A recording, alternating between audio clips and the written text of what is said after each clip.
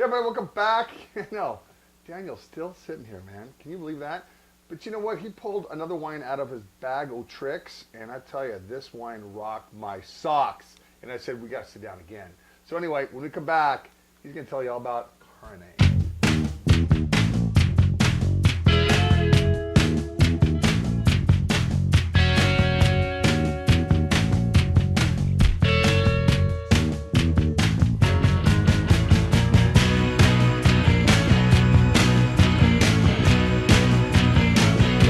Are we live? Are we going? We're on. Dude, I haven't seen you in about, 30 seconds? It's been a while. You know what? Mark pulled out this wine. He goes, "Here, you want to try this wine?" And on the last segment that we did, I always tell people, it's nice to have something high end in your portfolio. This is, and I tasted this, and I said, "Oh, we got to do this." Tell us a little bit about this wine. Well, this wine is the top of the line from, it's very, very rich color. I mean, you can see it against this background up here. Lighter color. Very, very deep purple color. So they do some good extraction with this. This wine is from a winery called Cardinai. Cardinai is the Latin for Carina, which is a constellation in the southern sky visible during the harvest. So these guys are into astronomy. They have a big telescope at the winery. French couple owns this winery. It's located in Maipú, Mendoza, but the Malbec that goes into this wine comes from the Perdriel region in Luján de Cuyo, which is considered to be the top. I couldn't have said it better myself. Yeah, it's considered to be the top region for Malbec. So they have a small vineyard there, and then they blend this with, this year, they change the blend every year, depending on the characteristics of each varietal. So they make, at their winery, they have varietal cab, they have varietal Syrah, they have varietal Malbec at a couple different levels. They have a entry level, they have a reserve level, and then they have the Grand Reserve level, which this is the icon of the Grand Reserve wines. And this year, this vintage, the '08 Prestige, is 70 Malbec, 25 Cab, and 5 Syrah, with about 15 months in new French oak barrels. And it's a very limited production, about 9,000 bottles of this made. So in the nose, when we first opened this about an hour ago, yeah, it's still there. It's very like a lot of caramel and licorice in the nose. A little chocolatey as well. And just rich, just very, very rich, this wine. And this wine will actually show well for 4 or 5 days. It usually peaks around 72 hours after you open it. This is cracking a glass, man. I don't say that about all wines either. I'm pretty reserved on that, especially as I keep filming more shows about that cracking a glass thing. But this is the 2008 vintage. This is what Argentina is all about, the Malbec. 70% Malbec, little Cab Sauv, little Syrah. But it's so... Which is super important also because I feel like a lot of winemakers are trying to do real high-end Malbecs. And these guys do a Grand Reserve Malbec as well that's killer.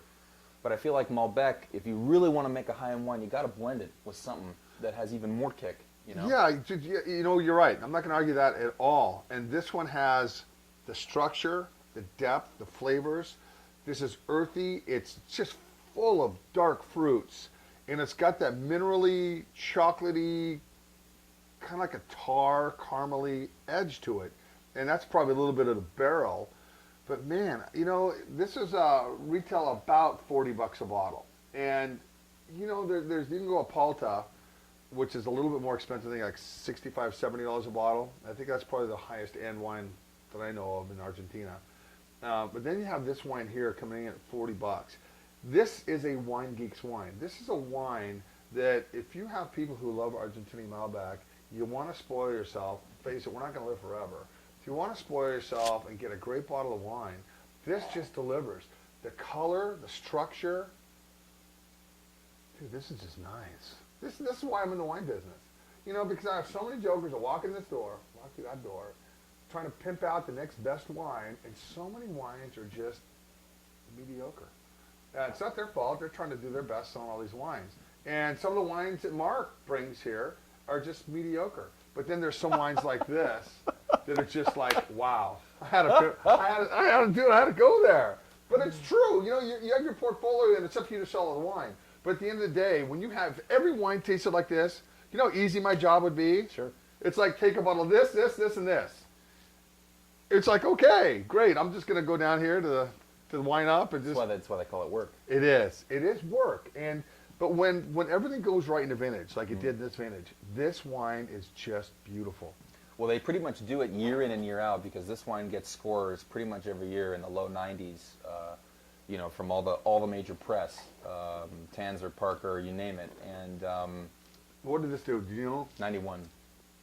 Yeah. You know, this is a nice wine. This is beautiful.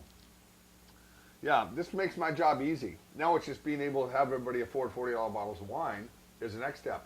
But again, you know, if your comfort zone's 15 or 20 bucks, go in with a friend. Each pitch into 20, man, you're gonna have a nice bottle of wine. You sit there and talk about life, or whatever you want to talk about.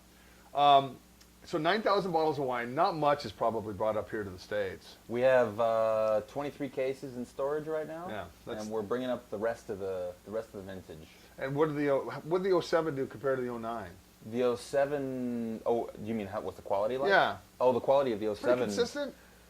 Quality. It's a slightly different wine. It's a different blend. They used less Malbec, slightly less. It was like 65 Malbec. If I'm remembering correctly, it was about 25 Syrah actually that year, and about 5 Cab.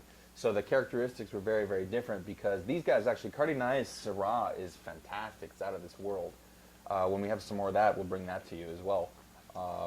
But yeah, these guys focus on reserve and Grand Reserve level wines. That's why they got into the wine business. You know, it's an older French couple who this is their retirement project. So they're very, you know, Brigitte will sit there and she'll say, I will not have just anybody selling my wine. You know, this is my wine. They're good. very passionate about it. You know what? That's good. You know, and the fact they don't make a ton of it. No, is the even whole better. capacity of the winery is only 100,000 liters. Okay. And you know, a quarter of that is sold off as bulk juice, There right? you go. And then another quarter of that is going to be their entry level wines, and another quarter of that is going to, or maybe even a third of that is going to be their reserve level. So between the Grand Reserve Syrah, which is about a 2,000 bottle production, the Grand Reserve Malbec, which is about a 4,000 bottle production, and the Prestige, which is about 9,000. That's what they make of the Grand Reserves. You know, I think it's important just to keep the quality high, the production low, and to build a brand. And that's what they're doing. I'll tell you something, man.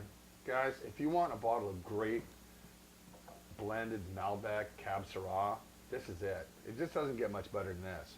All right, man. When are you going back to the homeland? The homeland, about a month. Yeah? About a month, yeah, but vacation first. There you go. Where are you going? Thailand. Camping like there's no other right there. All right, guys. Daniel, thanks a lot for stopping by, man. Thanks I really for having appreciate it. Next time you're in town, we'll throw down some other wines.